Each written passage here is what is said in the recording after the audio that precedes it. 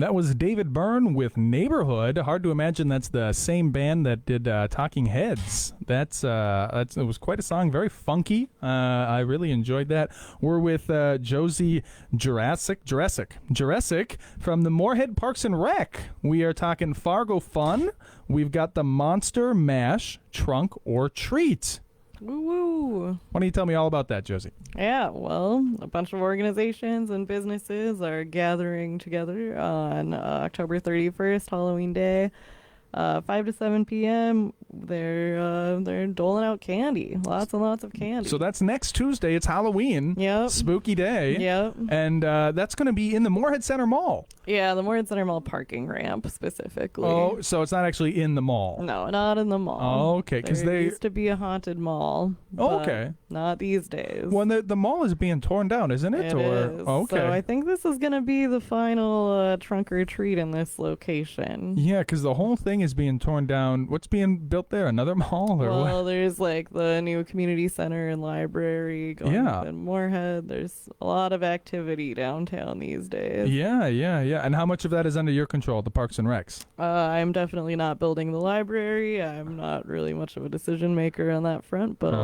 I'd be happy to program events in that plaza when the time comes. And so for the trunk or treating, why don't you paint a picture for me? I've never actually done that. I do the good old-fashioned grab a pillowcase and go door to door. Yeah, well, folks are going to be decorating their vehicles and wearing their costumes. It's basically the attendees are decorating their vehicles. Well, yeah, the folks who are registered with their vehicles, the organizations and businesses. Oh, okay. So not the normal person coming in from outside. It's not like a dress up your vehicle event. Nah, they'll be just wearing their regular old human costumes and trucking through the Moorhead Center Mall parking ramp. Okay. And then so you go, is it taking place throughout the whole ramp or is it all right up on the top? It's basically on the lower level. Oh, okay. And it's going to be cold on Sure. Unfortunately, it's not inside. It was on previous years, but this year... No, I think that transition happened during the pandemic. You can't be inside like you used to be. Yeah, the fresh air is healthier, but colder, unfortunately.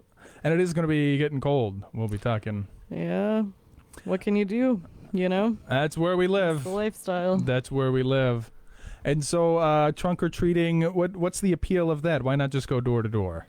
Well, it's more efficient, you could argue. More candy in a shorter amount of time. Absolutely. Safer, you could argue, rather than having kids tromp around to different houses. Okay. So the idea is for safety. And then who is it that's handing out the candy?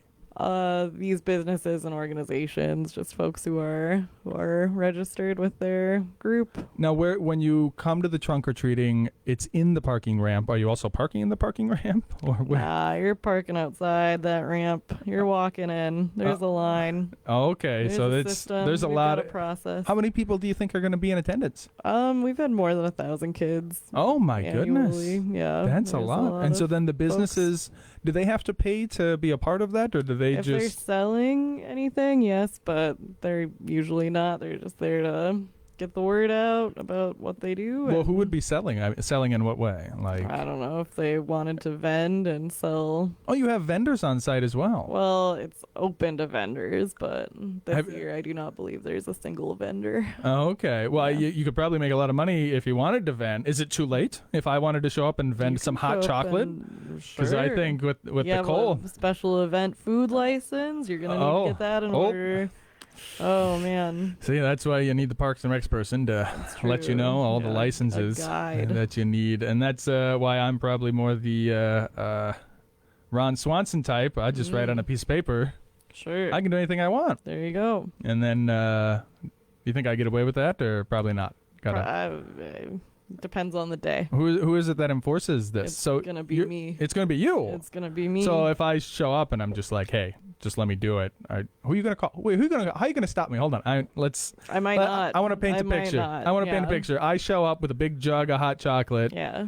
I don't even sign up. I'm just gonna show up and just put a sign, and I'm just gonna hang out. Okay. With a sign that says hot chocolate $1. Sure. You gonna stop me?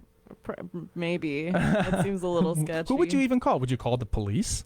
Sure. What would you do? I mean, really, Yeah, I'm really, what definitely would you involving do? The police. Really? Yeah. That's wild. Yeah. Power. It's escalating. Shocking abuse of authority. Yep. There's a lot going on. So. That's very exciting. Moving on next, we've got Gnarls Barkley with his song Crazy. You a big fan of Gnarls Barkley? Haven't really listened all that much. You've never heard Crazy by Gnarls Barkley? I'm sure I have. Got to be the generational gap there. I guess. I listened to that song when I was in Japan on repeat. Nice. Thought I was going crazy. It's a little different over there. So we've got Gnarls Barkley with Crazy. We'll be coming back with Fargo Frequently Asked Questions. Don't go nowhere.